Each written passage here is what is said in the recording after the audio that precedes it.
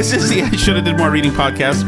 I Should Have Did More Reading.com does not work. It redirects to a different website, but we do own the URL, so enjoy your time. We like to make it difficult for everybody. Right. Jay is getting billed $70 a month for something that's supposedly a website, but it hasn't taken yet. We are on Twitter at Should Have Did More Reading, and Facebook at Should Have Did More Reading, and Stitcher, and what are the other ones? Google Play, and iTunes, and YouTube. Yeah, YouTube. Subscribe to YouTube, and iTunes. That would be good if ever we're going to get this fledgling wreck of a podcast off the ground, and somebody's going to have to subscribe eventually. Ken, it would kill you to subscribe, by the way. So we are thrilled to have Ken Pittman here. Ken Pittman is you should have been our first guest, Ken. Because you're 1,000 things. And I should have been the first guest. So we're at, Ken is a radio talk host. He's the first guest of our new successful podcast. That's right. We turned over a new leaf here. We're going to suck less starting now since it's a beautiful day in April and it's not 30 below and hailing at all right now, right? So 1420 WBSM, you can find Ken on Saturdays, right? Saturdays 9 to noon. Saturdays 9 to noon. And you are also what is the band's name? Living on a Bad Name. Living on a Bad Name. Yeah, so excellent. You make a living on the weekends and nights and summers as part of a, can you call it a tribute band for Bon Jovi? It is it's a tribute to Bon Jovi. And we feature guys who have played in bands like Whitesnake, Steelheart, Stryper. I have a really good... Really? A Stryper? Yeah. In fact, my bass player just left. He's now a Stryper. He just did the whole album with Stryper. Wow. Very cool. Yeah. Are they still John religious? O'Boyle, he's a smoking bassist out of Northampton. Are they still religious, Stryper? You know, this last record they have, this one crazy metal song called Take It to the Cross, where it does a speed metal, take it to the cross, take it to the cross. I mean, I thought, boy, how do you ruin a song? There you go. but they have something I think is possible radio play. It's a song called Sorry, and it's really kind of a secular thing. I didn't see any implications that it was leading you towards Christianity, which was their mission during the 1980s, obviously. Oh, absolutely. What was that? The Bible passage, John 4:20 or something? Maybe not. Probably not 4:20. Yeah. I think it was. I think they have Isaiah on the stage. Yeah. Something Isaiah. But Michael Sweet, who has, risen in stature throughout the years. He was the guy who replaced Brad Delp in Boston. I had no idea. Yeah. Wow. 2007 to 2011. He's collaborated with guys like George Lynch from Dokken. Oh, Dokken. And yeah. It does make sense. The pipes it makes sense for Brad. Oh, Delp. you know what? He reminds me of like a Dennis DeYoung 5.0. Who's Dennis DeYoung? The singer for Styx, the keyboard player. Yes. Very similar voice, but he's actually much better. Mm. Yeah, there's some notes that Michael Sweet can hit that I don't know that anybody else I know can hit. Dennis, Ken Pittman, you can get him on Twitter at Radio Ken Pittman. Radio Ken Pittman, that's Pittman. And we're allowed to talk about your other job, right? Yeah. You're also a private detective. Right. So, talk about the quintessential guy that decided, you remind me of Michael Graham. You do 85 things so you don't have to get a job. Or go home. Go home. So before we get to how this happened, where did you grow up? Brockton, Mass. Oh, okay. East Side. Oh, so that's Jay. You're Lowell South, essentially. Yeah, pretty much, yeah. Satellite cities. We got guys. He grew up with guys like I did. Guys who now run banks and guys who rob banks. How many of you siblings? I have a brother and I have two sisters. That's good. So 4. My brother's older and my two sisters are younger. And how was growing up in Brockton? So both of my parents were Southie. My dad was the Boston College marching band director. My mom was a rockette. And they both, my God. Yeah, and they both did some Hyde Park theater group. Yeah. They met there. And he was a school teacher, graduated from Boston College, and he got a job teaching school in Stoughton, so they moved out of Boston and bought a house in Brockton. And, unfortunately, he got cancer when he was 34. So when I was 3 months old, he went in the hospital and never came out. Oh. Jesus. Yeah, so we were stuck in Brockton. But, no, I love the town. So did he die at 34, or was he just? Oh, no, he died. He died 9 months later, June of '66. How the hell did your mother manage without him around? Yeah, it was tough. She didn't handle it well, and so like my Boston family ended up taking us back to Southie for periods of time. Oh, I see. Yeah. Yeah. My God. Yeah. So were you happy like in high school those years? Were you a good student? I had the greatest friends, the greatest of times. I wouldn't trade my street education of Brockton. Because you do. You grow up in a town like Brockton. You see the racial tension that's out there in the world. The guys in Brockton of all colors, we're able to take people one at a time. We're comfortable being around each other. It's. I'm sure Lowell's very much like that, right? You understand it. You take people one at a time. Yeah. I think when you live in a more lily white community, I think it's tougher to treat people, whether it's conscious or not. I think when you're not around minorities in great numbers. You don't handle things the same. I mean, we just agreed. Yeah. We just felt very comfortable around each other, and it was all about in Brockton. The only thing, you couldn't come out of your house if you couldn't play a sport. You weren't, somebody would beat you up if you couldn't play something. Yeah, that's true. Yeah. Back in the day, but no, it was a great town. The girl that sat next to me in high school graduated number 2 from MIT. Oh wow. And then there's guys who would drop out in the 8th grade. Wow. We had everything in between. Yeah. So were you? Did anybody step in as a father figure or anything? Or yeah. So my mom eventually remarried, and that's how I have my 2 younger sisters. And that marriage didn't work out, but we always had the same home. We lived on the east side. Had a built-in pool, a 1/4-acre lot. We were happy. Nice. Yeah, we were happy. All kinds of kids on the street. We were, tons and tons of friends. Yeah, so. That's great. And we still stay in touch. Causing trouble, yeah. No, that's fun. A little bit. Like throwing snowballs at cars and that kind of thing. That's come up before. Tell Ken the story of your snowball. I was, I don't know, maybe 10, 11, and I was running around the streets of Lowell as well. At this particular time, it was by myself, and it was nighttime, and I snuck up on a car. I threw a snowball, hit the windshield. The car just screeched to a halt, and I took off running. Went into my dad's truck and hung out for a while. Just hung out until it was cool out. Then I started walking down the street, and down the block I see a guy coming towards me, and I said, "Oh, just coincidence or whatever. It looks like an adult. No big deal. Be cool, and you're all set." And then as I walk by him, next thing you know, I wake up on the ground. He punched me in the head. Yeah. And so he got to look at you. It didn't hurt at all. And I don't know how it was me, but maybe he's just swinging at everybody in case you were him. Maybe there was 30 other kids lying on the ground. We didn't take that chance. So I'll give you an example. We went in the summertime. We threw fruit at cars, like not often, but we hit this car, and you don't have to be faster than the driver. You have to be faster than my fat friend Robbie. So I could jump fences like with the best of them.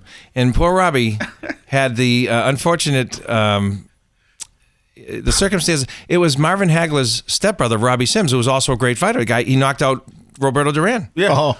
Right? And so he catches him, and we're watching from behind the bushes, and we're like, oh, Robbie's dead. Good friends. That's Robbie Sims. And you know what he did? He made Robbie take off his shirt and wipe the car down and didn't lay a finger on him. Good guy. Just a good guy, So I actually mentioned that to him about 5 years ago. He said, yeah, I remember that. And I said, yeah, I was watching from the bushes. But yeah, so good lessons. Yeah, we always assumed that they were still looking. We never made that mistake.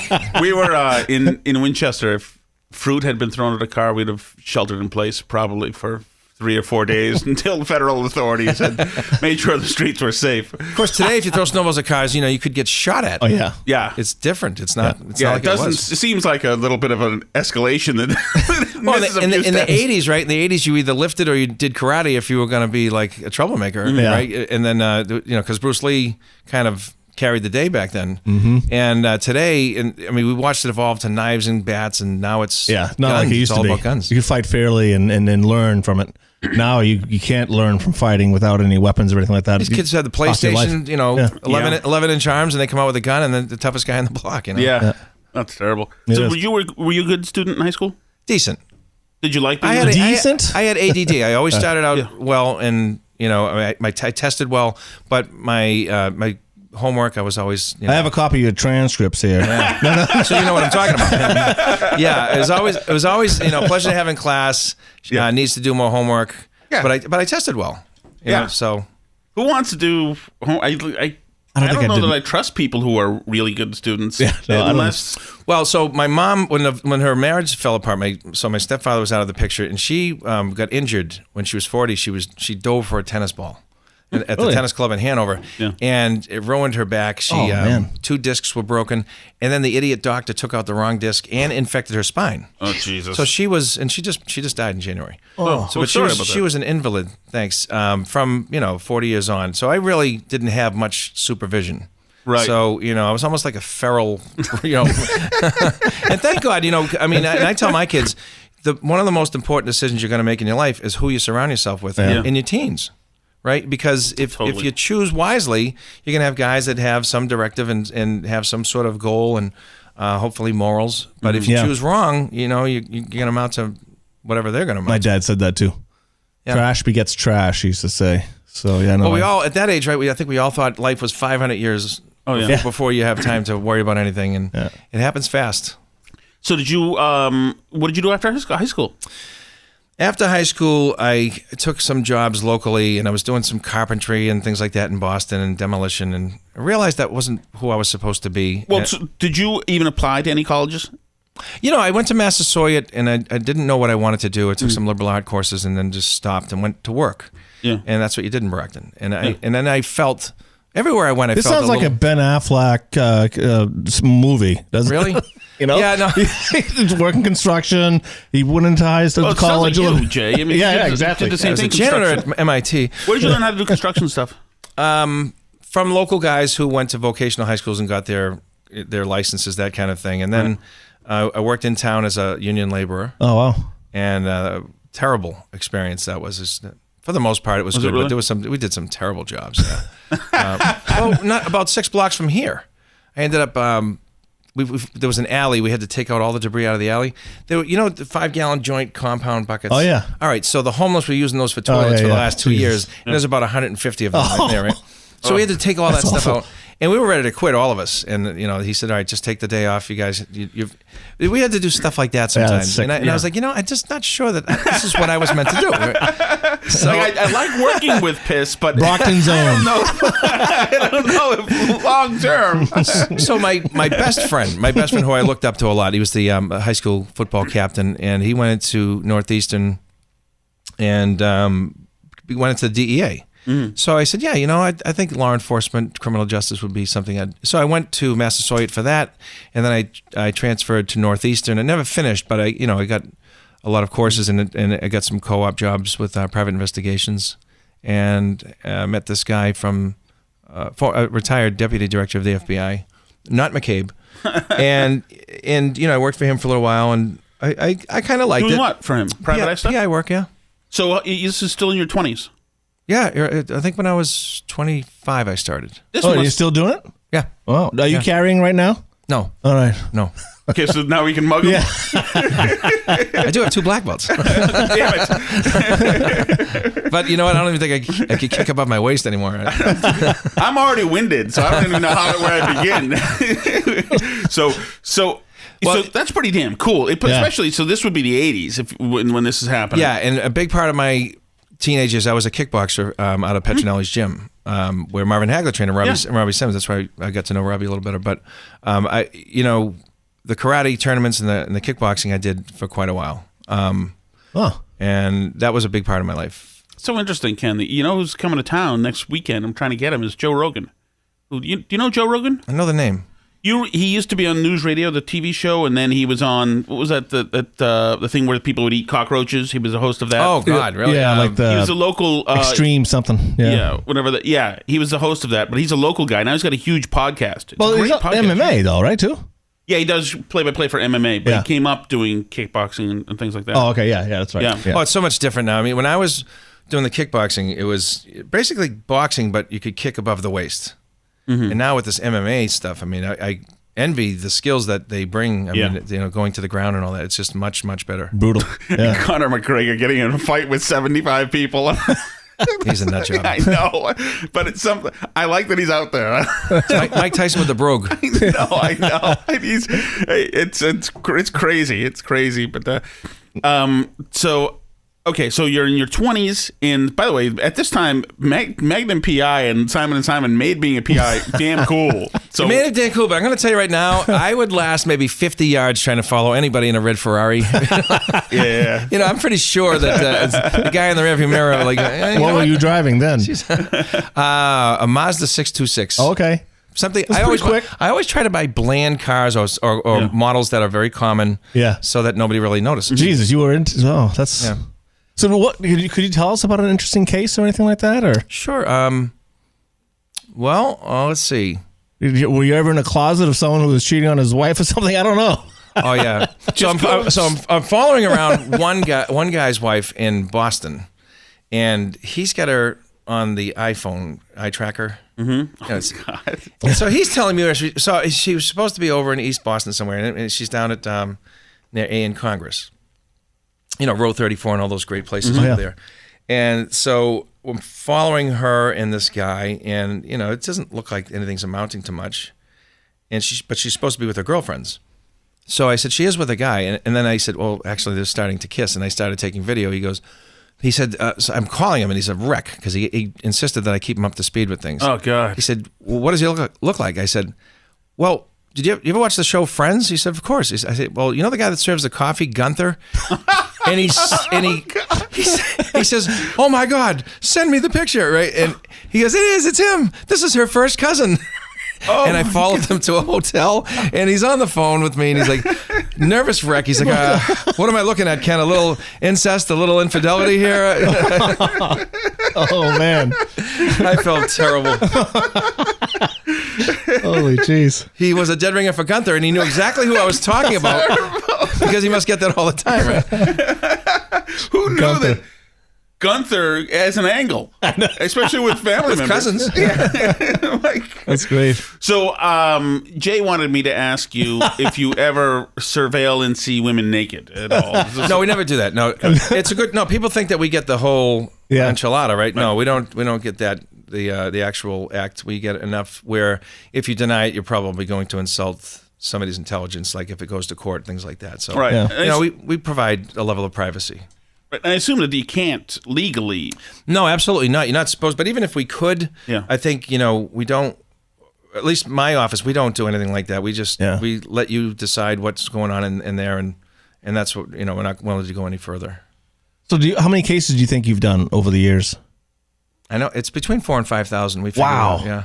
In some cases, are obviously a couple of days. Some are several weeks and maybe years.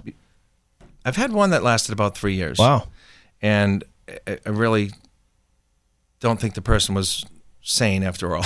The one who hired me, I just don't think that it was. But anyway, most of them are, you know, a week or 2 or 3 weeks, and insurance companies, workers' compensation, things like that. Oh, okay.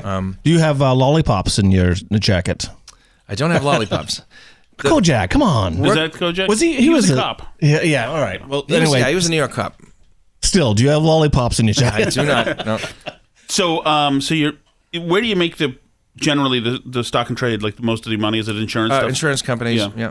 That's the bulk of the hours. So in your 20s, you've got this gig, and then did you open your own shop in your 20s? Yeah, in 2007 I got my own license, and but I still work for under other licenses, you know, because just to fill the gaps. Mm-hmm. Once I took the radio job, there was a conflict. They insisted that I was the afternoon drive down in New Bedford, and they wanted 2 to 6, and I said, well, I'll do it, but I'm going to lose some PI business because insurance, you know, adjusters, guys like that, they want to assign the case. They don't want to talk to a cell phone answering service. Right. They want to make sure that they spoke and talked about this, and so eventually a lot of that dried up, and so I've had to rebuild. Yeah, I get you. Yeah. So okay, but was this a cool thing in the dating scene in your 20s? I'd assume it would be. Yeah, I think it was because it was interesting, different. It was indeed. You know, but I was quick to point out that, you know, it's a lot more boring because everybody I meet says, you know, I think I'd be a good PI. Yeah. Everybody thinks they'd be a good PI. But you know who I ended up hiring was a guy who owned the gym in Brockton, and his name was Steve Monroe. He owned Bay State Bodybuilding, terrific guy. But more importantly, he was a hunter. And the reason I thought he'd be a good surveillance guy is because hunters stand in they go up in that tree stand, and they're very patient, and they wait, and they're focused. And he turned out he's still working. Oh, wow. That's interesting. But so I assume that when you're sitting in a car and waiting, you've got to do something to distract yourself, right? You know what? I became a big fan of talk radio. Yeah. And that's how I got into talk radio. So I started listening, and then I started calling, and then I started defeating this host on his own topics, some liberal down in Fall River. And he was on New Bedford filling in there. And then the GM asked me to wait on hold during the commercial break and asked me if I'd like to come in and have a cup of coffee. Jeez. I did, and they offered me a job. No kidding. Yeah, they recognized my voice. That's how I got in. Your parents were liberal, right? I don't know. I didn't meet my dad. Okay. My dad was a devout Catholic. Okay, because they I know were that. in the He theater. was in the so- seminary Yeah. and left in 1960, St. John's, and now I'm starting to understand why. Why? Is anything going on? Then? Well, maybe a couple. Yeah. My mom, I think, was more liberal leaning. But my grandmother, Ma Pittman, she lived at Ellen, Columbia her whole life. That was my dad's mom. She was a Republican. I think, as far as I know, we're the only two in the family. So at some point, you have a first wife that you met. Yeah. My first wife I met in 94, and we got married in 96. We had 3 sons, and she had a 4-year-old daughter. Okay. When I met her. And Where did you meet her? the Charlie Horse in West Bridgewater. Really? A piano. It was the dueling piano things. Yeah, that's great. Yeah. So she wouldn't give me her number. She took mine. Yeah. She had good senses. Yeah. No, she's very attractive. I was glad she called, and we went out to Boston, and but she ended up dying in a car accident in 2002. So. So this, you think you told me? You know Andrea. Yeah. You met my second wife, Andrea. Yeah. So I have 3 little boys now. And at that point, and it was tough time. Jeez, that's $600 a week in daycare. All I remember is diapers and laundry. And these, how young were the kids at this time? 5, 2, and 1. I can't imagine having to explain that on a daily basis to your kids. That must have been the toughest thing you ever went through. Sorry about that, my God. The 2 smaller ones weren't cognizant of the right. the whole thing, so they never really lost her per se. But the oldest one, who's the drummer in my Bon Jovi band. Oh, okay. All right. Keith, nice. When I got the phone call, we were on our way to go to her, and I got the phone call, and I dropped to my knees, and I didn't realize he was in the room. Oh God! And so I had to get my composure right away, for his sake. And but I always worried about him with that, and so because he knew her, she was a warm, good mom. So anyway, we landed on our feet. I met Andrea, and her family just took my boys and like they were their own. Awesome. Just wonderful people. That's awesome. Yeah. Did you ever have time to feel sorry for yourself? You could see if that would happen. No, honestly, because my sons were around, it was therapeutic for me. I felt so sorry for them. I really didn't think about me. Yeah. And that's true. I mean, I probably would have. I'm not saying I'm holier than thou or anything, but I really didn't. I just couldn't imagine. I was like, boy, I brought these guys in the world and their mom's gone, That's all I could think of. I can imagine it must be like an instinct thing as the parent where something so heartbreaking happens, but immediately instincts are, okay, Ken, get your ass in gear, time to feed, change diapers, do whatever. Yeah. It's like, I can't. Yeah, it was a grind every day because you're really just, you're getting them to daycare.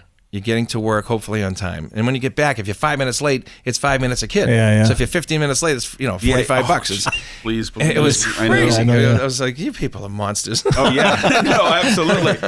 And we have this notorious bridge in New Bedford that goes east into Fairhaven, and it's this rotary bridge, and nobody wants this thing except for the mayor. Bullard said it was a national treasure. Yeah, national treasure. And this thing made me late more times. I wanted to do demo on it. I just wanted to. All right. So when does Andrea come along?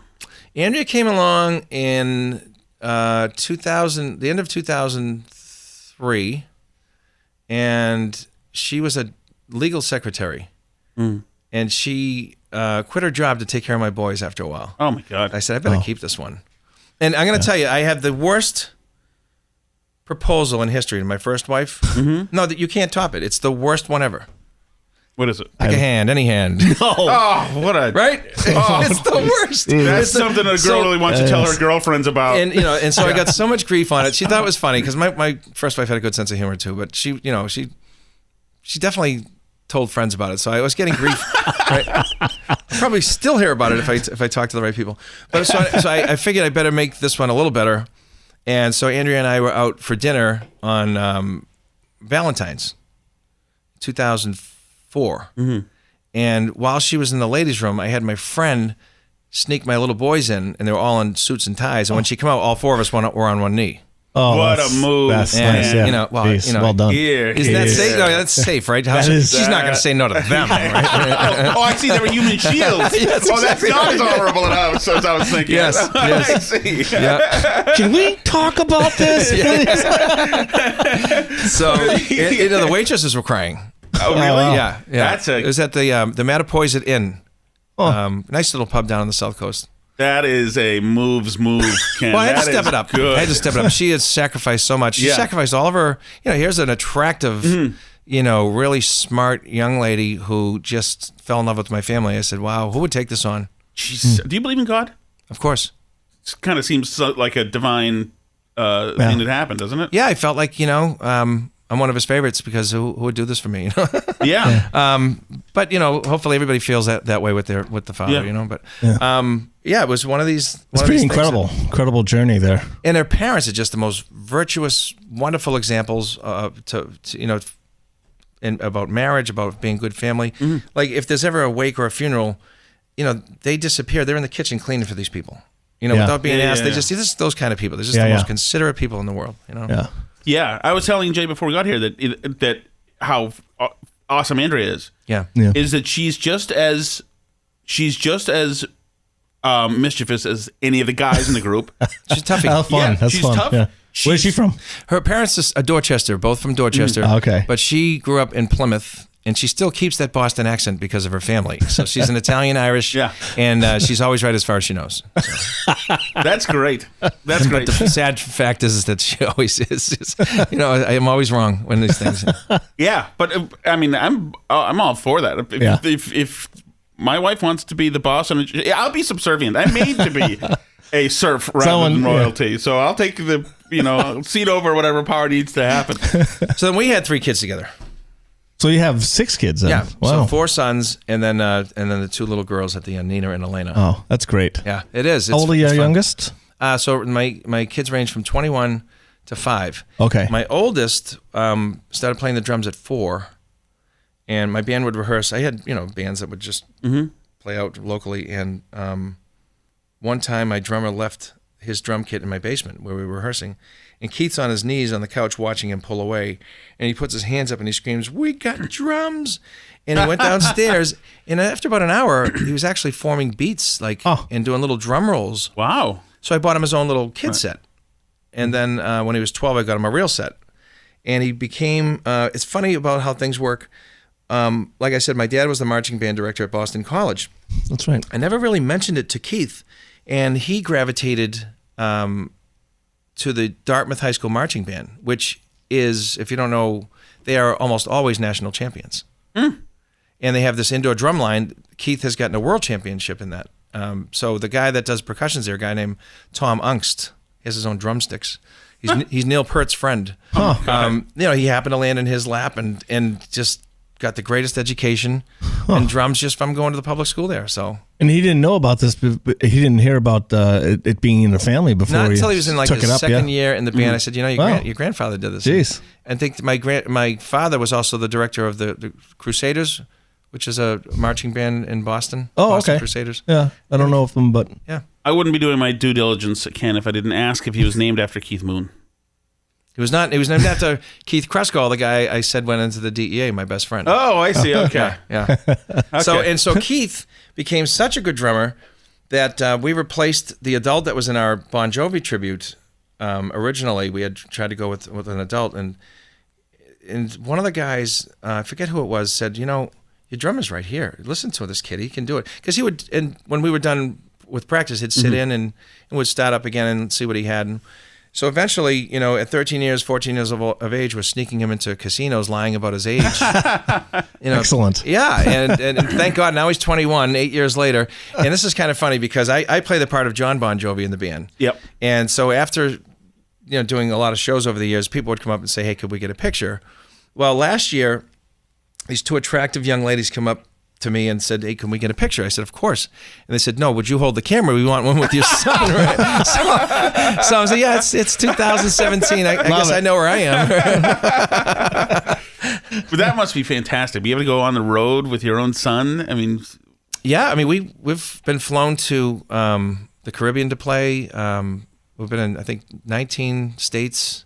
Yeah, and it's a lot of fun to be around. I have to give my bandmates, certain looks if their discussion goes where I don't feel comfortable. Oh yes. Oh, yeah. But, yeah. Now I just Which have I to assume your son is just fine with the discussion going where. But now he's 21. Now I just stick my fingers in my ears. All right. So I mean, if anybody in this room has a beer, which I don't think anybody does, you can enjoy it here for the next 30 seconds. Oh, nice. Well, thank you. I think we do have a couple of. They look like beers, but has anyone ever said that you look like Dennis Quaid in Inner Space? Dennis Quaid. No, I've gotten Kevin Bacon. That's the good Quaid. That's anyway. a good Quaid. It's not the Randy Quaid from I get Canada. Randy. No, Cousin Eddie's my all-time favorite. I think Randy's still stuck at the airport in Toronto. You can email us at ishouldhadidmorereading@gmail.com, and we're at on Twitter at ishouldhadidmorereading, and Facebook ishouldhadidmorereading. ishouldhadidmorereading.com itself is broken. You're looking at me like you're asking me if all that's correct. I'm trying to give you the signal to drink your beers now while I'm monologuing here. And we are on iTunes, and subscribe to iTunes, and tune in on all those other things. And we'll figure out the website. Yeah, maybe this week. Yeah, we'll get Such together. a great name. This podcast name is unbelievable. Oh, thank you. I loved it the second I read it. Actually, yeah, I should have did more reading. So my son, my 5-year-old son, they had this summer reading thing last year where if you read all these books, whatever, you'd get like a gift certificate to Buffalo Wild Wings, or you'd get some little toy or something. And so they go with all their sign-up sheets into the library to show them how much they've read. And my daughter came back, and she had like a gift certificate, and she was, yeah. And my son came back, and he had his poor head down, and he gets in the car, and he said, I should have did more reading. He got stiffed. He got like a pencil or something. And so he's sitting there like a man at the end of his days, looking out the window saying, I should have did more reading. If only there was more time. I know. I threw it all away. It's like, poor kid. And then we realized that we should have did more reading too, because we find ourselves in places where we could be vastly improved. I always tell my kids, I wish I read as much as Chris McCarthy. The guy is 14 hours a day reading. But you know what? When I was a kid, I ended up. This is kind of lame, actually, but my mom had. It'll fit right into the. No, this is really lame. So when I was like from 8 to 13, my mom had this. The hair dryers that they put over the ladies and girls. But after I took a shower or something, I would sit under it, and I'd sit on the floor with my back against the chair with that thing on me, on the seat, and I would read books, and I would always read the biographies of 18th and 19th century American explorers and generals and things like that. Yeah. So I became really well versed with. Yeah. I loved that period, and so God, I must have read Sherman's, Grant's, Lee's, Stonewall Jackson's. I mean, I read all their biographies. And I love the Civil War history. Oh yeah, I mean it's incredible. History is fantastic, and there's got to be a way to make it more real. There has to be, and people I think unfortunately think about now in this area. Well, we don't have any Civil War stuff around here, other than victory monuments and the Shaw Memorial, maybe but I did go down near where VMI is. The Virginia Military and I think the Battle of Bull Run or something was there. Manassas Junction, in this beautiful valley. It's just gorgeous, a gorgeous area, and there were markers on the roads, and it felt more real. I thought, wow, just these guys had to go at each other at thunderous speeds with artillery, with just everywhere, total chaos, and it just clicked in at how violent the Civil War was. I'm amazed that the Europeans were able to conquer the world at one point. They lined up in bright colors in open fields. Yeah. How is that any kind of strategy? I'm sorry, that's just so wrong. Now we have Thank drones. God we learned from the Indians to hide behind trees and guerrilla warfare, and now that's the American Indian style of fighting was incorporated into our boot camps and our strategies. No kidding. Yeah, I mean, thank God, because you do that today with these Gatling guns and exactly. I mean, it's not going to last too long. It's funny. I just went to Lexington yesterday with the family and saw the battle square and things like that, and then went to the visitor center, and they had a lot of interactive displays is really, really cool and appropriate for Patriots Day tomorrow and things like that. But it's Boston does have, though, great, for the Revolutionary War anyway. But absolutely, amazing. You're right. And a lot of those guys, people talk about them being innocent old farmhands. A lot of those guys had fought in the French Indian War. The Minutemen. I mean, a lot of those guys were savage war. That was. Oh man, that whole if. It's better just to, I don't, because we try not to do too political anyway, in this podcast at least. But if people ever read the truth about things, including like King Philip's War, it was, people are nasty. Every race of people, every collection, every country, there is not a civilization that is clean. Absolutely. No, you're absolutely. So on Route 140 in Freetown, there's a rock that you can drive right past, and it's where King Philip used to watch the British cross Long Pond, so that he would know that they were coming over to. They'd have to move their camp and all that stuff. But 80% of that Wampanoag, right? I'm pretty sure. Yeah, 80% of that tribe was murdered, enslaved, or sent to the Caribbean as slaves. Oh, wow. Oh, and it was incredible injustices done. And, and what I say is I think, I'm defensive of this country's history. And I say, well, if you can be angry at the thrones of Europe for bringing slaves here. You can be angry at the Arab Muslims and the Arab blacks in Africa who went down and got these tribes and sold them to not just America, but to South America and to Iran, the Persians, sold the slaves all over the place. They were enslaving white Christians, the Moors, from before the colonies were discovered to after Jefferson's presidency. And that part of history, nobody believes me because you don't hear about it in school, but that Ottoman Empire was enslaving people. They were raiding the shores of Italy to Ireland for centuries. No kidding. And nobody even knows about that. Yeah, it's interesting. And that's one of those things where you think, the more you read about history and read that nobody's clean. Well, those belly dancers, the concubines, those weren't Muslim girls. Those were Christian slave girls. Really? Huh. Yeah. So, why? Yeah. I mean, that's why. So you're a Christian. So this is probably... So you've got a value system, etc. But for somebody else could just say, "Wow, the world's just been full of vile." Who's got a great book is Jefferson and the Barbary Pirates. Brian Kilmeade wrote it. Mm-hmm. It's I was very surprised. I didn't know he was a great author. Yeah. It's a terrific read. Talks about the Marines' first mission. They went past Libya, landed in Egypt, like 19 Marines. Yeah. And they walked all the way to Libya, like 600 miles, and they gathered some enemies of this Barbary, these guys who were imprisoning a U.S. Navy crew. Mm-hmm. They get grounded and stuck, and they get surrounded, so they get brought to the prison. Some of them got sent off to slavery. Some of them were converted to Islam and freed and stayed there. But this guy O'Bannon and a few guys went from Egypt to Libya during Jefferson's presidency. Because he's the first president who said, we're not paying these guys to go through there. We're going to build a navy. We're going to protect our guys. We're not getting, we're going to be extorted. Because the Europeans were just happy to pay these Barbaries, the Ottomans we'll just pay you. Don't mess with our commerce. And Jefferson had he's like, no.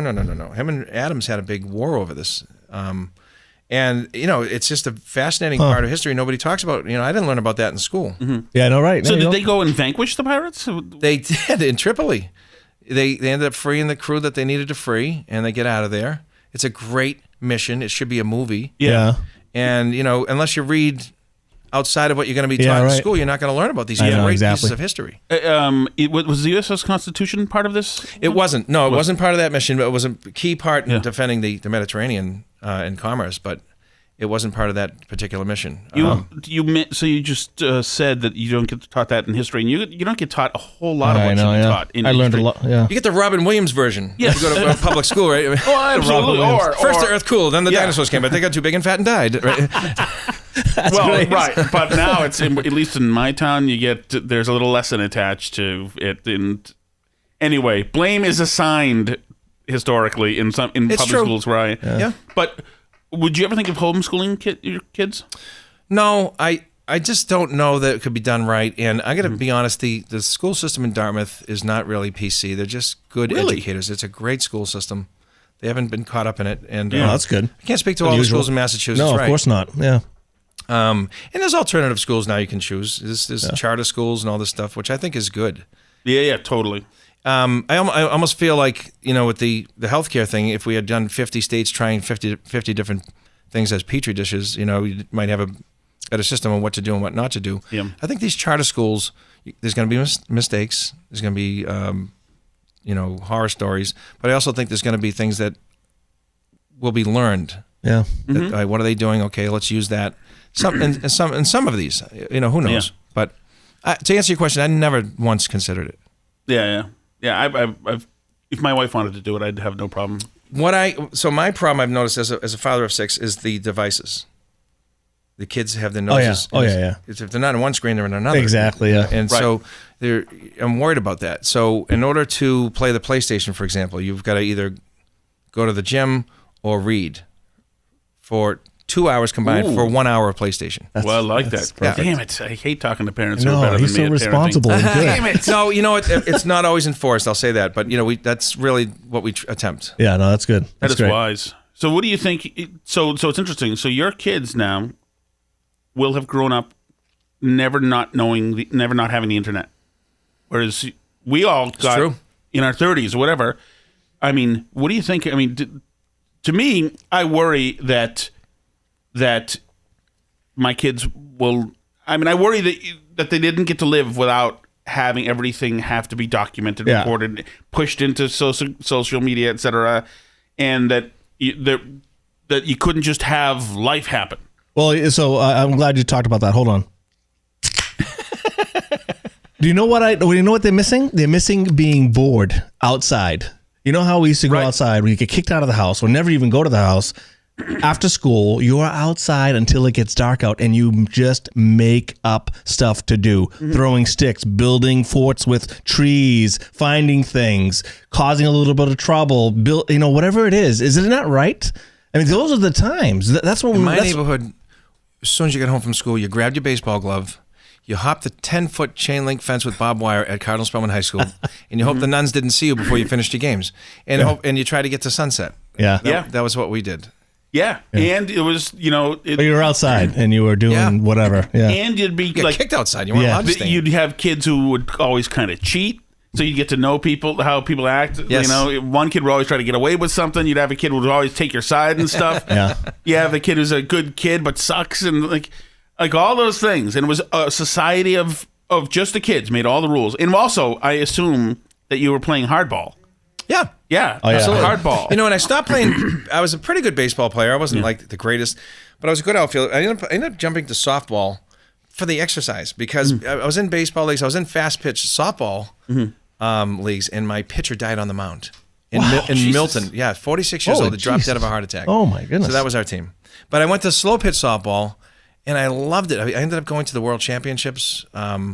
There's some teams out there. There's guys from AAA. Really? Yeah, so we were playing that kind of ball, and we're playing teams that had guys from 3 different states in some cases. Yeah, and we had, because it was Brockton, we were Brockton guys, so we had 7 guys from the same Little League team. Oh wow! And they were ringers. Tight, Yes, I was the worst of them. They were just great players, and so I spent a lot of while I was in my 20s and early 30s, every weekend was out in a tournament. Oh, that's great. Yeah. Have you ever heard of a 16-inch ball? No. So they have it in Chicago. It was created in Chicago. Circumference? Yeah, it's a larger ball, softer. So no gloves on the infield, and it's a slow pitch. It's a high arc pitch. It's very difficult to hit. Actually, like Limitless. Yes, and then it's a great game. And it's intramural. And probably because of the lack of space, so the ball doesn't go as far. Is that right? No, I don't know. A bunch of lawyers started it in Chicago in the early 1900s, and it's been a huge tradition in Chicago. And it's girls and boys, it's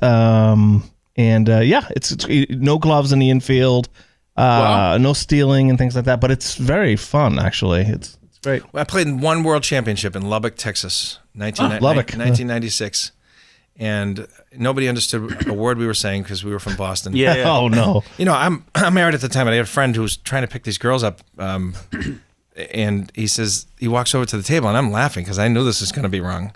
And he walks up to them and he says, "Hey girls, how are you?"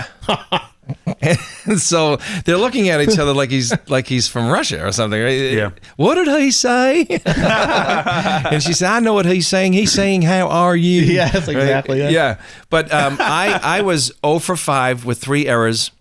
And this is with the girls? It was, no. I wished. But we stayed out till 4 a.m. I wasn't driving. Mm-hmm. We were at a strip joint. Mm-hmm. And the guy that was driving didn't want to go home. So I was stuck there till 4 a.m. Our first game's at 8 o'clock. Oh, no. And I played the worst game. It was just a nightmare. Oh, miserable flight home.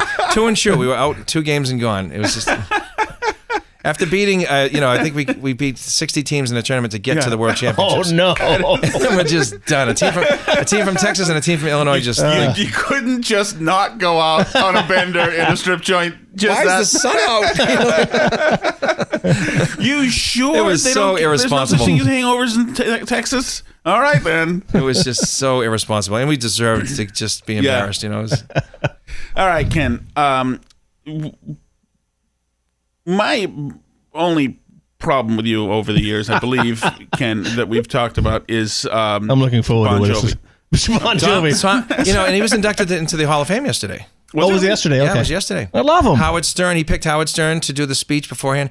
And did he excoriate, what's his name, Jan Wenner, that founder of Rolling Stone? Of Rolling Stone? Wow. Oh, my God. Yeah. Let's face it. The Hall of Fame of rock and roll, all right, you don't put in Creed before you put in Van Halen. Okay? Joan Baez is in there. Yeah. ABBA's in there. I mean, it is just it's the most emasculated, if you have any testosterone, like David Lee Roth, like cost Van Halen. I mean, he's, testosterone spewing out of him. I mean, they just don't pick hard rock bands. Rush struggled to get in. Yeah, come on. Rush has 2 members who are arguably the best in their position in all of rock and roll. Yeah. Right? Neil Peart is the drummer and Geddy Lee is the bass player. Yeah. And they were just, maybe some other time. You know, I mean, come on. I don't know who's doing the picking, but no, as Howard Stern, right in front of the guy at the Rock and Roll Hall of Fame, as he's giving the speech to introduce Bon Jovi, he's pointing to Wenner saying, "Look, you never played an instrument, you were never in a band, and you're denying a band like this who sold 130 million records." Wow. I can get behind that speech then. He also ripped into Bob Dylan too, I think, at the time, It's fun. Oh, yeah. Yeah. He sure did. Yeah. For what? Go ahead. It is about the music. Yeah. Isn't it just like the Oscars and all that stuff? I mean, it's just it's a political It's and so PC. who you know and But Bon Jovi, Bon Jovi's a good, boy, you would think he'd be... Agreed, and his comeback is fantastic. Well, his politics, I think, are very agreeable to the people that do the selecting. Right. And he's done some really wonderful things for the Democratic Party over the years. So I was shocked when they were turned away the first time and the second time, but... doesn't help him to be palling around with a certain NFL coach. Belichick. They get along. Yeah, I don't know. That's a weird one. Is he with Belichick? Yeah. No his best friends. Okay. Yeah. I didn't know that. And well, I think he's trying to learn from Robert Kraft. The skills of owning an NFL team. Oh, okay. And he has desires to get an NFL team one day. I mean, he's the CEO of a $1 billion corporation. Bon Jovi. Is he really? Yeah. What corporation? Bon Jovi. And what is that? Is that a nonprofit? In the last 4 years, they made $1 billion on tour. Wow. Jesus. Wow. And the other band members are kind of employees, which is why they broke up just after the New Jersey album that came out. Right. Tom hates them because all the girls wanted them and not him. Yeah. That is only 98%. But that means he would hate everybody. Yeah, no, that is a huge problem. Had I successfully been romantic with anybody during that time, I would probably love them. So I just so happen to be able to impersonate Bon Jovi. I can impersonate some people, but Bon Jovi I ended up being able to sing and impersonate. So I was picked by the New Bedford Symphony Orchestra to be a vocalist, having some experience in bands in the past, for a fundraiser for them. Mm-hmm. So the mayor's office of New Bedford did a couple of songs. Oh, wow. The police department put a band together. The city council did like this rap thing. It was really funny. And they asked people in media down there to do a band. So we had Doreen Scanlon, who's the morning anchor at ABC6 in Providence. She was playing keyboards for us. We had a sports writer playing an acoustic. And they lended us this unbelievable guitar player who teaches at Berklee College of Music, this guy, Ethan Broche. Mm-hmm. And after we were done, based on the response of the crowd and what he thought, he pulled me aside. He said, Ken, I think we could make money, doing Bon Jovi, if you're interested. And I said, are you kidding me? I said, I have a detective agency, a radio show, 6 kids, Yeah. a marriage to maintain, and a neurotic black lab, a chocolate lab at the time. So he said, well, you found time to practice. Ooh. 3 weeks later, I said, where am I ever going to get a guitarist? I don't know if you know who he is. He's an absolute shredding. You can't, he's like a Satriani kind of yeah. player. Nice. Stevie Vai. Oh, yeah. And he's got guests on his records, like he has instrumental rock records.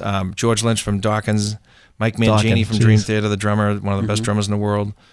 Dave Ellefson, the bass player from Megadeth. I haven't heard these band names in so long. Yeah, one of my new favorite bands, and you can't play it on radio ever, is Steel Panther.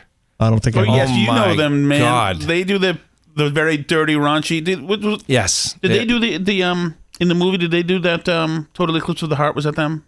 No. Band, These guys are as good as any 80s metal band. Their stuff is radio play. Oh, okay. But the lyrics are so crazy inappropriate they could never get on. They're so talented. It's my favorite new band because there's a song called "Be Like Tiger Woods." It's the composition, the musicianship, everything's like A-rated, and the lyrics are just, oh my God. How could they get away with this? We need to make sure we listen to that. They're phenomenal. Yeah. They really are. But anyway, so Satchel, which is the name his stage name, the guitar player, is a shredding guitar player. He's a guest on Ethan's newest record, and so he tours Ethan opened for Yngwie Malmsteen. Wow. 21 cities, and nobody lasts with Yngwie Malmsteen. He's a tyrant. Is he really? He has this. Yngwie has this guitar tech. His name was Kenny. We all learned his name was Kenny because Yngwie's screaming this before the shows. Where is he? Where's Kenny? And this guy's just this big nervous wreck. I picked up on it when they played at the Wilbur. Ethan was opening from there, and I said, "What's up with the guitar tech? He looks like he's afraid for his life, like he's human trafficking slave or something." And he said, "You saw that, huh?" So there was one time where Yngwie is on the stage, and his wife is the manager, and it's Ethan, and he's screaming for Kenny. Jesus. And his wife's like, leave him alone. He's doing the march out there. And they're from Sweden. So yes. They have these accents. He's Scandinavian. I don't know if I'm doing it right. But so you see Kenny way off on the other side of the arena. It's daylight outside, and you can see his silhouette at the door coming into the arena, the main room. And he runs, and you can hear him running down the steps. He gets closer and closer and closer. He comes up. He goes, yes. And Yngwie points to his guitar rack 6 feet away. He says, get me that guitar right there. Oh, Jesus. That's all you need is a diva from... It was out of the movies. It was out of the movies. And, that's great. And his wife, a long time ago, she said, no women ever, no women. Because I guess, Yngwie Malmsteen, I'm sure he got in a little trouble. Sure. So Ethan met some girl from Pittsburgh. They were out in Pittsburgh, and she really just wanted a picture with Yngwie. So Ethan pulled aside the bass player at the time, and he said, hey, can you get Yngwie to take a picture with her? He says, I don't know. He says, there's rules about that. I really. Mm-hmm. So they were talking for a few minutes, and the guy felt comfortable with this girl. He says, you know what? Come with me. They go on the stage, and Yngwie Malmsteen's agent is right there, and the venue owner or manager or whatever, and their band manager sees what's happening. He says, oh my God, he's going to ask this girl for a photograph. Uh-oh. He's going to ask Yngwie for the photograph. And he tries to hand signal him, don't even try it. And he crashes right through the signal, runs right past third base, right? And he says, hey, Yngwie, yeah, this girl wants to take a picture with you. He says, oh, yes, of course. And he smiles. Yeah. So the guy goes back to his hotel room, and there's a plane ticket. He's fired. No. Oh, wow. He's a monster. Jesus. Imagine that. Wow. He's like Leopold. Oh, my goodness. Kenny. Poor Kenny. Kenny dead. And apparently Ethan said he got paid peanuts. The guy just wanted to be a part of it. And God, did he exploit that? Jesus. Any other total crazy celebs that you've dealt with? I was just with Dizzy Reed from Guns N' Roses, the keyboard player. Mm-hmm. And you know who he had to play bass for him is Chip Z'Nuff from Nuff Z'Nuff. Do you remember them? Yes, I remember. Yeah. Great guy. Yeah. So Chip remembered me because we opened for him at one point a few years back. And he's out by himself at this really nice new venue in New Bedford. It's a live music room called the Greasy Luck Brewery. Mm-hmm. You'd like it. brew pub, right alone, right? But it's got a terrific You've state-of-the-art. profiled me correctly. Yes.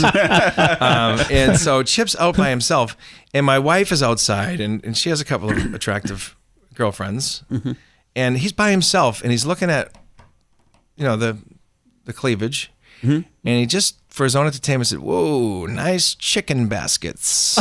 I never heard the reference. No, I never heard the reference. First time for me. Yeah, it was like chicken baskets, huh?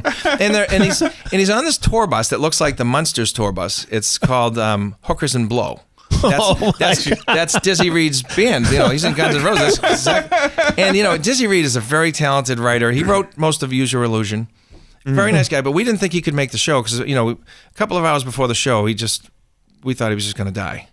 And they said, "No, don't worry about it. He's going to be good. He's going to be good." In a Shane McGowan kind of way that he was going to make the show? Or in a picture. Remember the kid that Wayne and Garth picked up? Yes. He was going to blow checks. He was kind of like that. And so he gets back a couple of hours later. I don't know if it was the hookers or the blow, but he was fine. Right. And they gave him a hotel room right around the corner. So, but nice guy. So anyway, he's playing Pretty Tied Up. That's what they opened with. Do you remember that song? I'm pretty tied up, going upside down. No.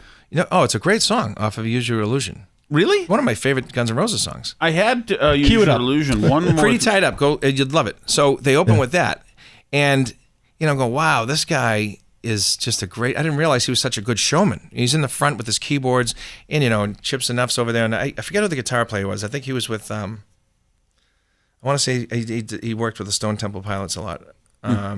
Just a terrific ringer 4-piece band. Yeah. And my wife and I are with the owners, and we're first table on the side, and we're just watching it. And Dizzy Reed just turns around, and he blows all the snots out of his nose. Oh, farmer blow. So my wife dry heaves. Oh, God. And I'm saying, yep, rock and roll. That's awful. Right in front of the crowd. Just, he was polite. He turned 90 degrees. Jan Wenner will not want him inducted into right the on rock and roll. the drummer's, it was the venue's carpet, Yeah, well, man. So first time for me seeing anything like that. But have you ever met Bon Jovi, or has he reached out to you? No, they're aware of the band because we actually replaced them in concert at the New York State Fair. Oh, really? In 2013, after a national search, they had to back out because they got $1 million guarantee by the state of New York, it was the agricultural department, but they were also doing a fundraiser for the governor, and the press was like, was that why he was guaranteed? And so they said, we're just going to back out and we'll do the governor's fundraiser. Oh, wow. And fortunate for you guys. Well, a month left, so they were in a kind of panic at the fair, and they said, what are we going to do? And so somebody in Bon Jovi management and the talent buyers at the fair did a national search for tribute bands, and they picked us. Oh, that's fantastic. Yeah. And then, so at that point, we were going from Portsmouth, New Hampshire to Newport, Rhode Island, no further. Right. And now we're doing Canada to the Caribbean. It's been great. Oh, nice. Yeah. That's great. So do you ever say, I mean, you've got to be up there, especially on stage, saying to yourself, how the hell did I get here? Yeah, I do. You never know what the day's going to bring. Yeah. And boy, we're doing a show in Caribou, Maine in August. You know what that is? That's really far up there by Presqu'île. 3 stones throws to Canada, right? Yeah. We're physically further north than Quebec. Oh, really? It is. Like Fort Kent up we're there? doing Myrtle Beach next week. We're headlining a 35 truck food truck festival on the beach in Myrtle Beach. And blast. This coming week? Yeah. I think my sister's there. Right, will be there during that time. Is that right? Yeah. We're playing Sunday at 3 to 6. I'll get the details after this, and then I'll send it to her. And we just did shows in Berwyn, Pennsylvania, and Crownsville, Maryland last week. So the average female Bon Jovi fan now is probably 46 years old. And lives in the suburbs? Although, maybe not. We do order a good amount of XLs on the T-shirts, the tank tops, the females. For chicken baskets. But I got to tell you, for my single friends, yeah. because you only need one hottie there, right? I mean, it doesn't matter how many girls are there if there's one hottie that you're attracted to. But I got to tell you, it's always about 3 to 1, female to male. Yes. And I keep telling my single friends, you guys are crazy not going to these things. Yeah. No, I have a relative who is a single man who should be going to places. Send them our way. Yeah. And and you're right. The demographics though, it can be surprisingly young because he's still, we get that resurgence too. Hey, it's my life. Number one song. Number one in Turkey for 4 years. Oh yeah, really? Yeah, a little trivia for you there, Nemi. It was for 4 years. It was the number one song. I don't know what they're thinking over there, but he did the country crossover. He gained millions of fans there. It was a respectable country record. Yeah, he's a great guy too. But I mean, just to make that comeback, and we all loved him as kids, and it was a legitimate comeback. With great songs, and they didn't deviate from his style. Well, it was weird because at that time. First of all, I think they had good roots. He was a Springsteen guy, obviously. Yeah. And among other things. Asbury Park. Yep. Yeah. And Stone Pony. They had good roots. The thing is that they were on the cutting edge when they came out of some terrible, as it always is, just like Nirvana was, Big hair music. Here came Bon Jovi, and then like, Cinderella, and, I guess Rat was already around. Managed. Oh, really? Yeah. You're kidding me. He scooped them up. Yeah. My goodness. So, but then eventually the returns diminish. Then you have as a. Oh, I'll tell you what. I blame Warrant Poison for ruining hair metal. It was just too polished, not enough talent. Van Halen left the imperfections on their records, and they all wanted to be Van Halen. They all wanted to be Eddie and Dave, right? That's because that was the sole king of rock and roll in 1983 and 84. And when they broke up, there was an opportunity. And Bon Jovi was writing good music before that, but you were still dealing with Zeppelin and Van Halen and Rush and Ozzy. So he was kind of in the shadows with, Runaway came out. That was a good song for him. But he was doing some pretty good arena rock. And he picked up an alpha guitarist in Richie Sambora because, what's his name? Dave Sabo from Skid Row was his first guitarist. That's who actually recorded Runaway. Really? It wasn't Richie. Oh. Yeah, it wasn't Richie Sambora. So, then the industry got behind him. They get the look, they get the guitarist, they get the super front man. So they gave him Desmond Child to write Slippery When Wet with them. Mm-hmm. They had the controversial first album cover too, which was good. Yep.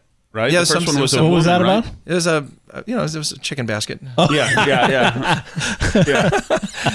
Man, that album was a hit. Yeah. And it was also. Oh yeah, it's one of those perfect albums. Obviously I've got Boston personal won, issues. Van Halen won, Ozzy, Diary of a Madman. I mean, it was really a solid album. And lyrically, I mean, Tommy used to work in the dock stuff was not, smoking in the boys' room. I mean, it was not. Talk dirty to me. It wasn't like it wasn't just about grabbing women or whatever that Poison was singing about. No, it was about perseverance, right? Doing things together, thick or thin, and it resonated with so many. And it was romantic in his ballads. So he got the girls right, but Richie Sambora I thought attracted the males to that band because he was a great guitar player, and he was a legitimate guitar. A lot of hair metal guys had guys who knew typical riffs and thought themselves to be legends, but really a dime a dozen. But Richie Sambora was actually a legitimate alpha guitarist. Yeah, and a good backup singer, vocalist. Terrific singer. Nice high. Very bluesy, and he can hit the range to go high.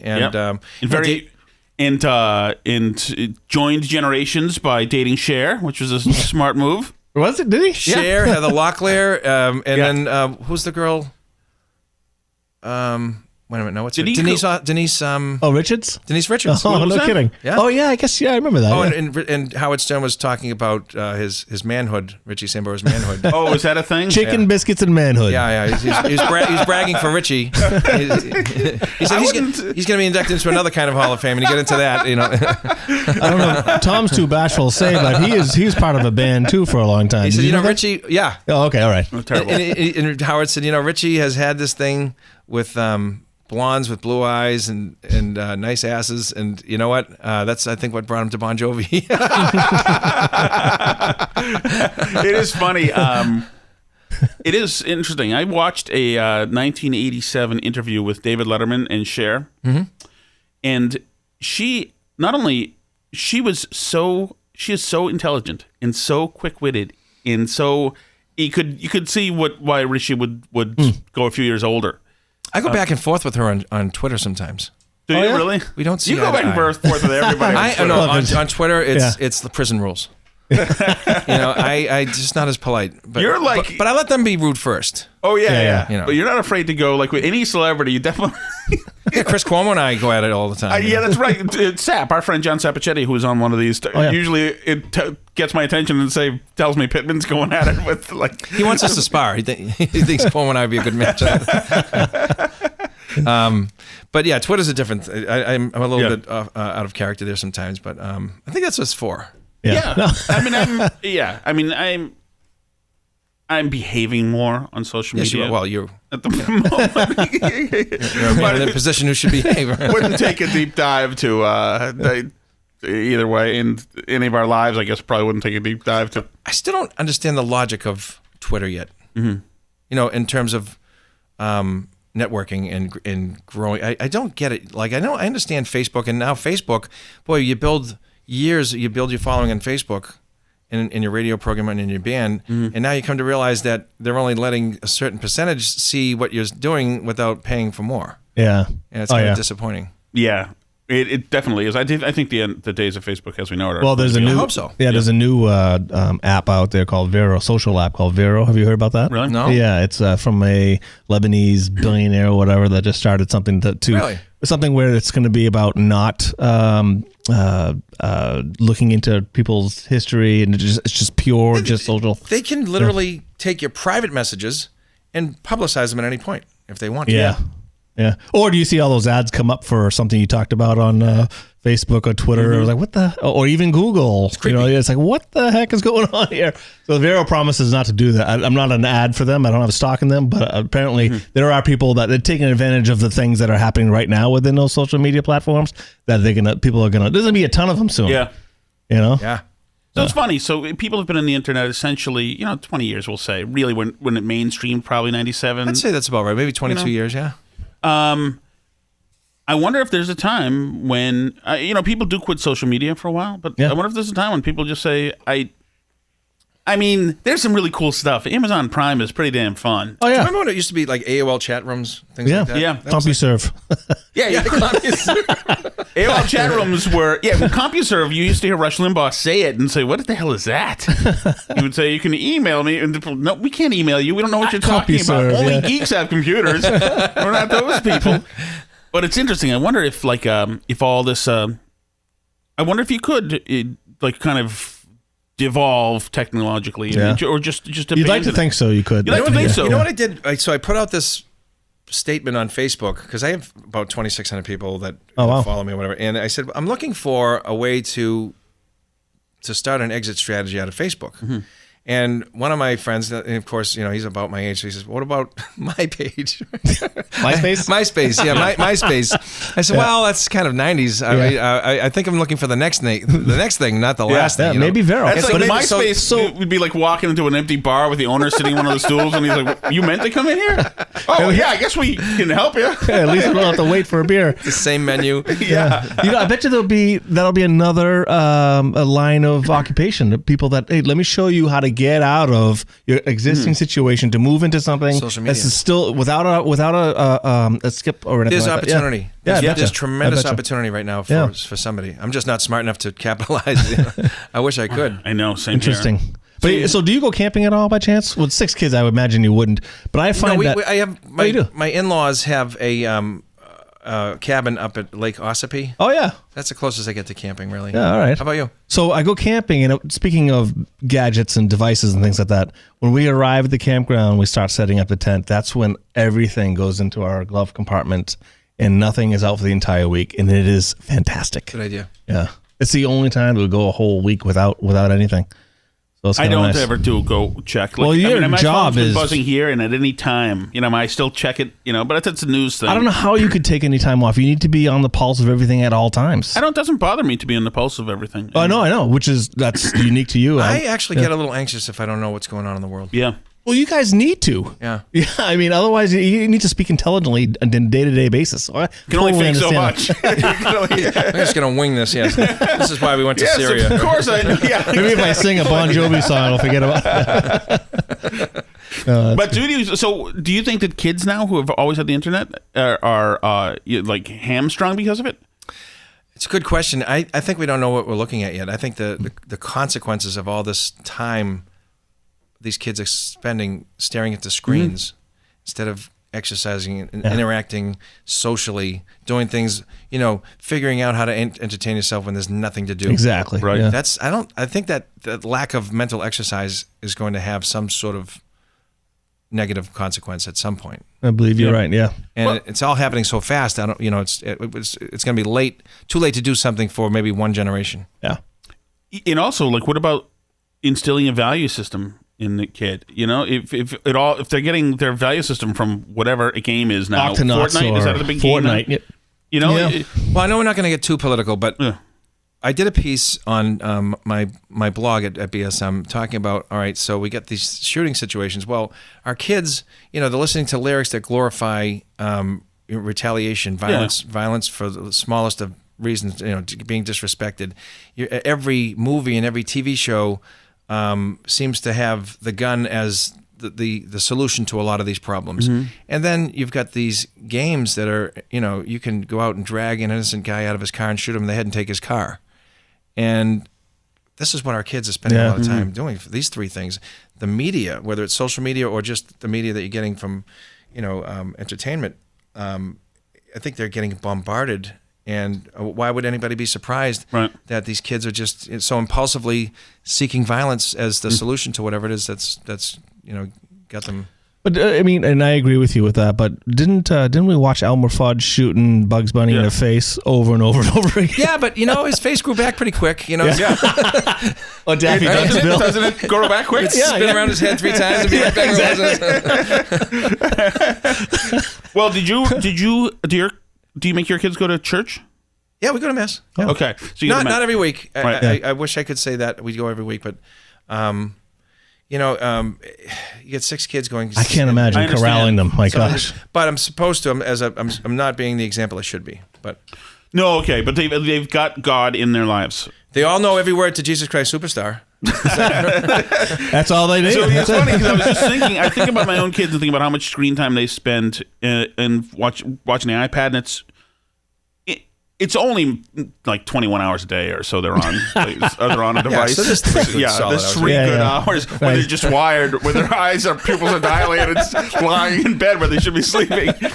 But it's funny because I was just thinking, well, at least my kids go to church, so that there's another factor coming in. Although it occurs to me that the service is in Latin. You go to Latin Mass? Yeah, it's Orthodox. Wow. Yeah, my wife is Serbian Orthodox. The kids are Serbian Orthodox. No kidding. Yeah. So, there's not a lot of those here. No, but they've got a big, beautiful, formerly Catholic church. Yeah. For some reason, the Catholics sold off a bunch of churches. I don't know. I don't know why. Yeah. That's interesting. Payouts. I don't know. Buy low, sell high. No, and it's wonderful, and I love that they have that church family and then things like that, and that there's something there. Because we've dropped the ball with the social media stuff. I make sure that my kids have I make sure they understand why Christmas is so important. That that as a Christian you understand that your King came down to live in the worst of times in poverty to reclaim territory lost to the enemy, and that he's going to go on the cross to absorb the punishment that you and I should have. And so the basics is really important for me to make sure they understand the basis of the faith. There's the X's and O's and the specifics that cause division in adults. So I don't have to make them pick sides with that yet.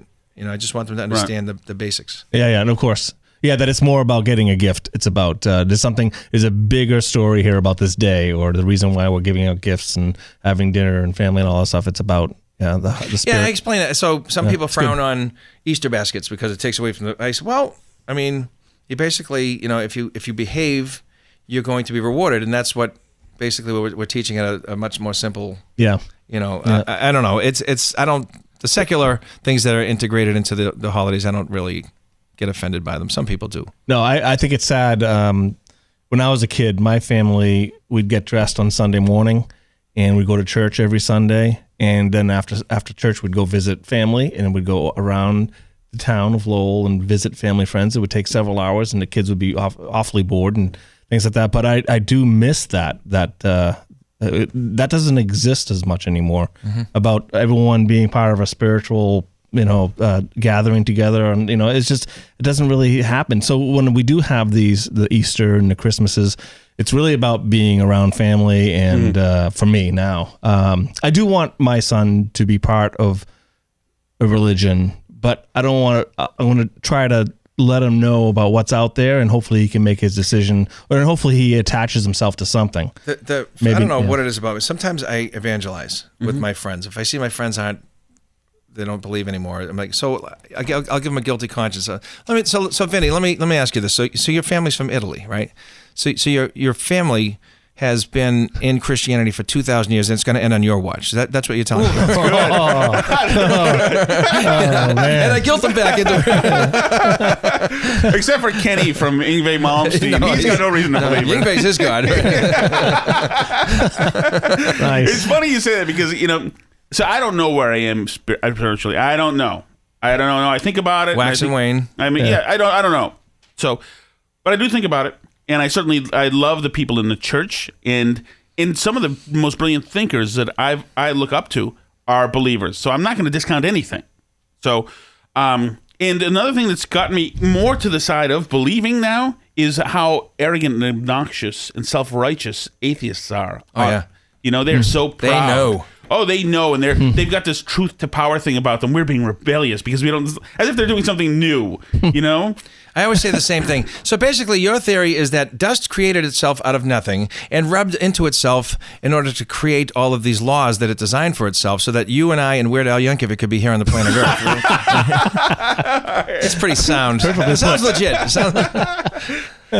All right. So once again, Radio Ken Pittman on Twitter. Yep. We should wrap up here. We've got to hit a bar, right? We do. I don't want to go. No, we're gonna drag him. Yeah, exactly. I don't know. I don't fully even grasp the concept. So they'll bring ales and beverages to you. Maybe we can get a marathon runner to drink too much tonight and fail tomorrow. We'll promise to wake him up tomorrow. Yes, exactly. I forgot the marathon's tomorrow. Wow, That's right. It is. Wow. Come, you're a Seinfeld guy, Ken. I have a degree. Remember the marathon runner? Yes. Promise. the alarm clock issue. And, Yes.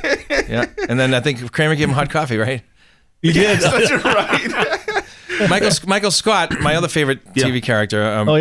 He was giving Jello shots to the runners in mile 13. Didn't he have linguine and clam sauce before his 5K? Right. Perfect.